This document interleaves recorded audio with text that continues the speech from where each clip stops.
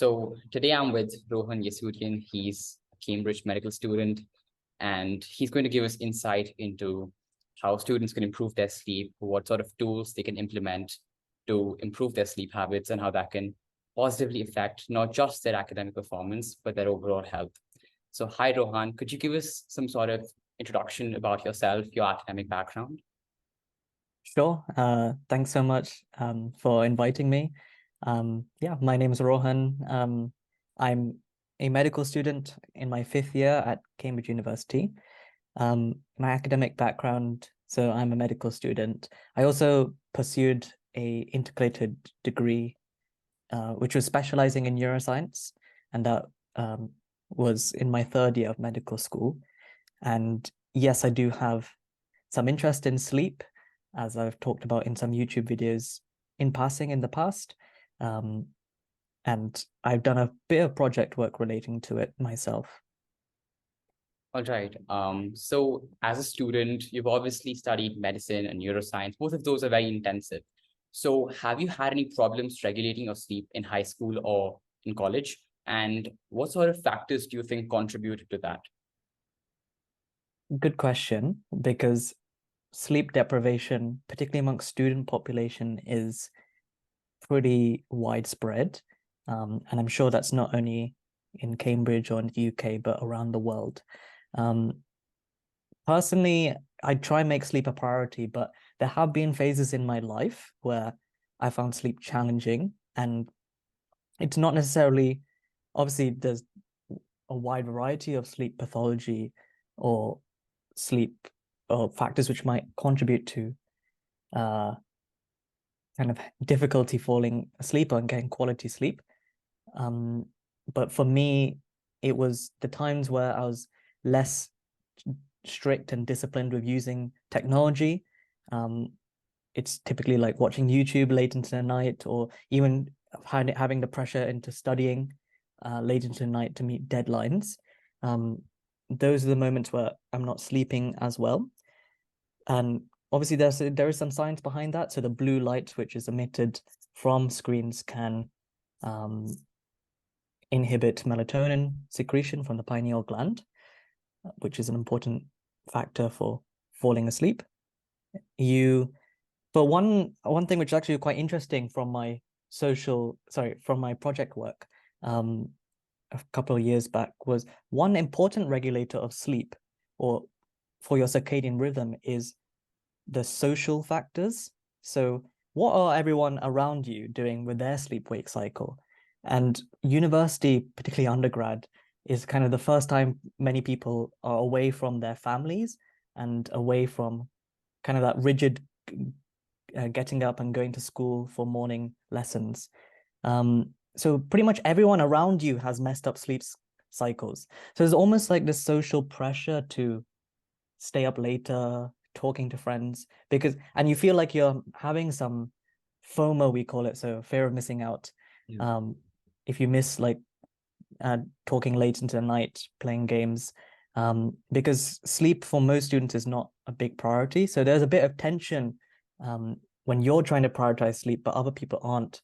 Um, so social factors can contribute to poor sleep. And to be honest, it's not bad occasionally now and again to indulge in staying up later, getting up later, because so you can have some amazing memories with people.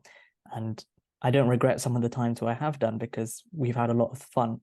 But I think for most of the time, I think we both listened to the Andrew Huberman podcast, and he said try to aim for about 80% of the nights where you're getting good sleep. And I think one of the most important ones is to try go to bed at the same time and wake up at the same time every day, including on the weekends. And this will help your sleep-wake cycle enormously because this is how you entrain your circadian rhythm to work for you rather than against you. Right, makes sense. You talked about the social factors that were inhibiting you from sleeping on time. Mhm. What was something that made you change your sleep habits? What was the impetus behind your change? Because obviously some factors were driving you against positive change. And how did you go about doing so? And after doing that, what were some of the changes you saw in yourself, in your habits with improving your sleep? Well, I should say that I've always been someone who's liked sleep. So it was kind of communicating that with friends that they know my bedtime is about like 10 p.m., 10:30 p.m. Um, so we kind of try factor that in and do things earlier, and then people are okay if I leave a social event earlier because they know that's my bedtime. They know I prioritize sleep. And I think as other people have started, some of my other friends also listen to the Human Lab podcast. We realized that sleep is just fundamental to physical and mental well-being. That's something which Professor Huberman will say a lot. So, and they've seen the rewards of kind of keeping a consistent bedtime and waking up time. So that's one thing to kind of counteract the social pressures, is to just be honest and be very clear that this is my bedtime, and try organize social activities where things happen a bit earlier. And like particularly with like having dinner, if you're going to a restaurant, try, or if you're having people over for dinner, just have people over around at 6:30, 7 p.m. rather than 8, 9 p.m. Because by the time you finish a meal, you want at least 1 or 2 hours to digest that food before going to sleep. So I think trying to bring dinner time earlier is also a good strategy. And with screens, what I do, I I try set some rules, and it is hard to follow, but I I tell myself that I'm a lot more productive in the mornings than in the evenings, um, which is just true. I can get a lot more work done. So I I remind myself, don't feel bad for going to sleep at the correct time, because when you wake up, you'll be able to do the work to a lot better ability. And it is hard to keep to that, which is why I do keep some measures in place by using website blockers. So there's a Chrome extension called Time to Focus or something like that, which will, if you just put in the websites which you want blocked, you can block it every day. So I have something which is blocking websites every day from 10 p.m. onwards. And also have another website blocker just to kind of, I basically have layers of website blockers because especially towards the end of the day, when you're tired, your willpower is actually a lot lower. Your activity in the prefrontal cortex, which is important for higher level decision making, risk analysis, that type of things, and inhibiting your impulsive behavior, which is just to click on another YouTube video or I don't know, just keep scrolling on a device.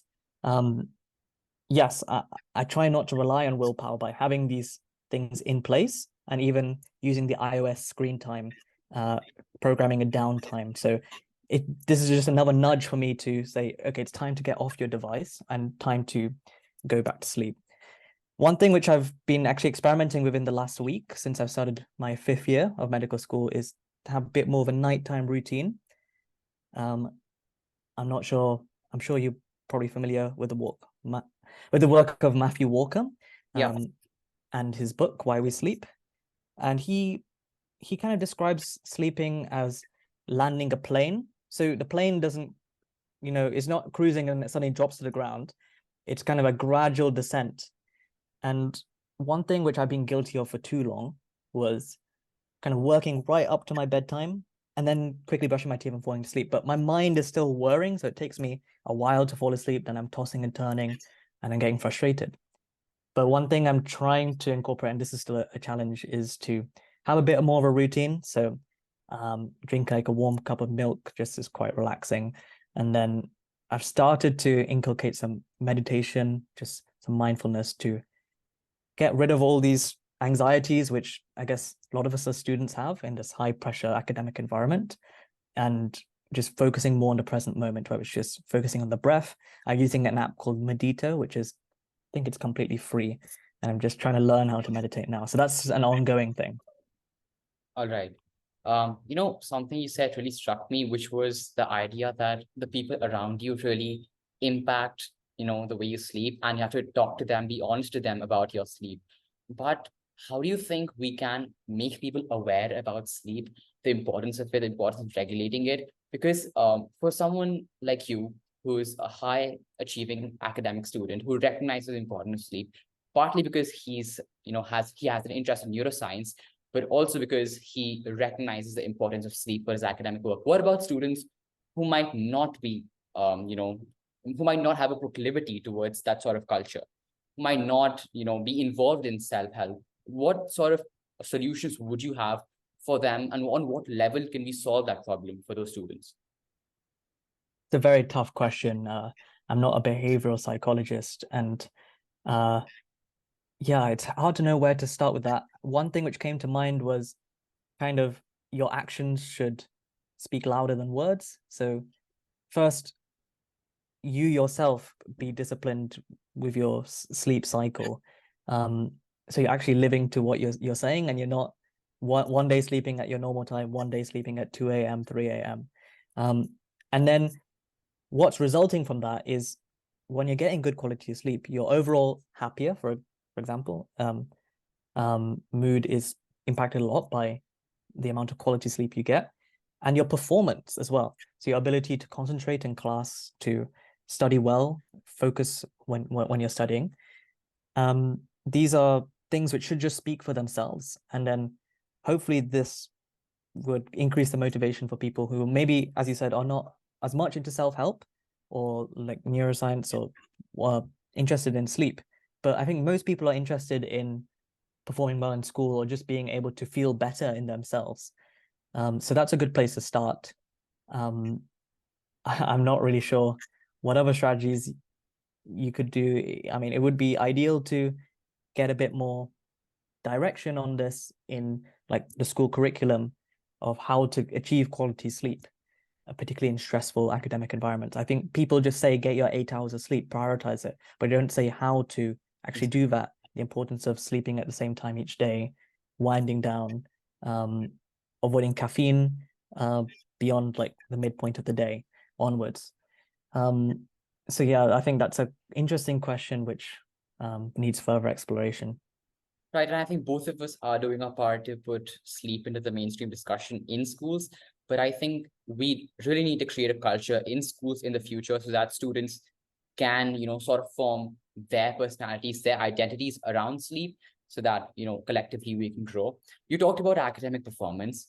Could you give some examples in your life about how specifically academic performance, let's say paying attention in class, what specific examples do you have from your life that were positively impacted by sleep in school? It's a good question. Before, one thought which came to my mind is maybe one thing we could do is we could collaborate on a video together. I know you've done a lot of research on sleep, and maybe through the study you're doing and just, I don't know, any research, we could compile a really useful video on how to optimize sleep as a student. Because I think most YouTube videos will say, how to improve your sleep, but not really focus it at the student population. So that's something we can consider doing as a side project later on. Great In opportunity. terms of, yeah, in terms of my own examples, I can't think of a time where I systematically had very bad sleep, because always towards exams, I know sleep is something which I need to prioritize a lot. During school, it's easy because when you're with your parents in the parents' house or whoever else you're living with, if they're sleeping at the same time each day, then you feel inclined to do the same. But obviously, as a student at university, you have a bit more freedom to decide your own bedtime, and it's very normal for people to sleep late into the evening. But one thing I have noticed is when I am sleeping well, I'm able to get more work done in the exam periods. I'm able to push myself further, even when doing like mock exams in time conditions.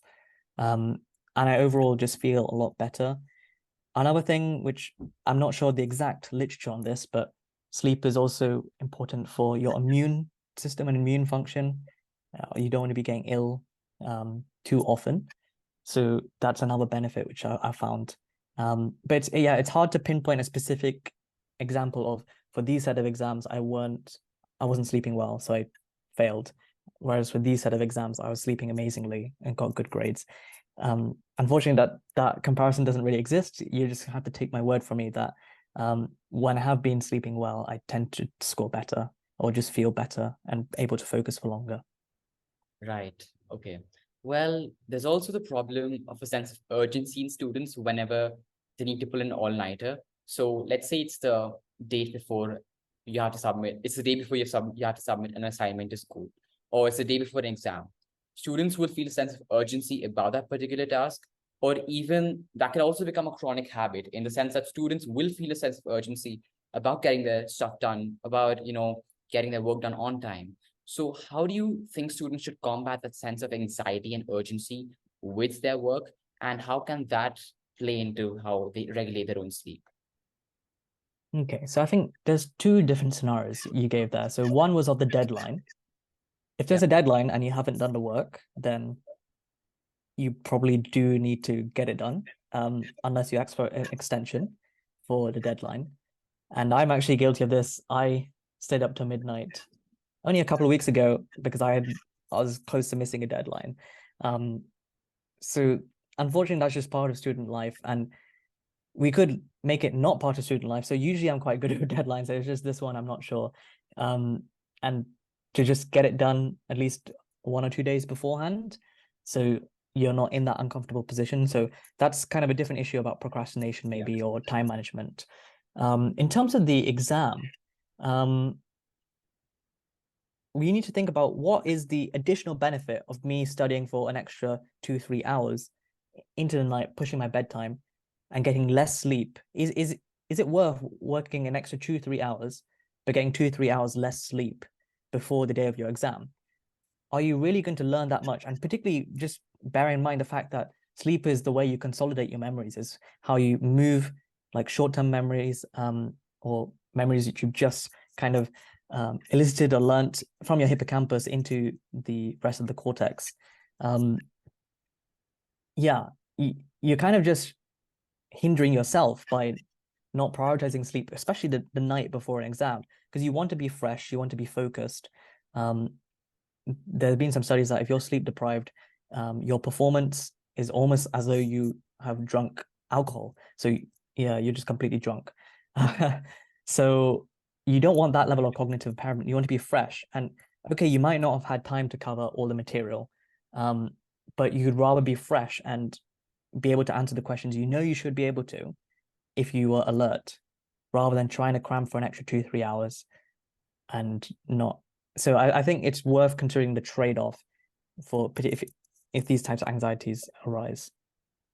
Right. Well, personally, when I was getting the SAT myself, on my first attempt, I stayed up the entire night, reading Erica Meltzer, and I got a 1470 that time. And, although that wasn't a bad score for the first attempt, the next time I tried to pull back the time till which I studied for the SAT, and also the time at which I slept before the SAT, and my score significantly improved that time. So, I think part of giving exams is also remaining calm during those exams. And that's a very key part of an exam, because you have to be able to replicate what you've done at home in the exam. So it's really important to sleep. And thank you so much for your insights into sleep. It was really helpful. And I'm sure students who listen to this will gain a lot of clarity into how they can apply these tools into their own lives. So I really appreciate that. Thank you.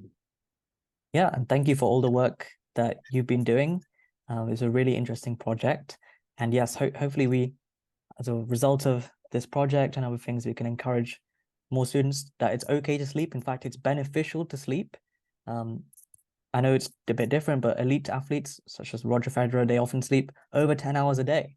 And yes, I think sleep is really important for students. And thank you for the work that you're doing. Thank you.